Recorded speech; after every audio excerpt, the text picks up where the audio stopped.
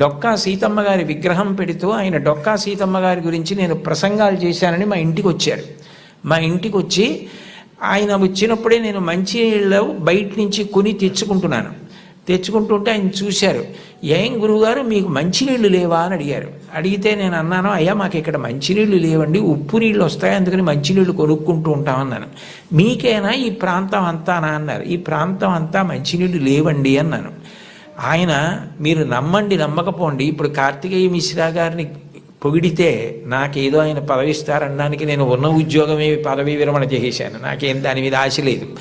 యథార్థం చెప్పాలి కాబట్టి చెప్తున్నాను. ఆయన హతాశులై సోఫాలో వెనక్కి కూర్చుని, నేను జిల్లా కలెక్టర్గా ఉన్న చోట మంచినీళ్ళు లేక ఇంతమంది ఇబ్బంది పడితే నాకు అది అవమానం గురువుగారు, పరమ అవమానం అని వెంటనే ఫోన్ చేసి అధికారులతో మాట్లాడి, మీరు నమ్మండి 10 రోజుల్లో ఇళ్ళకి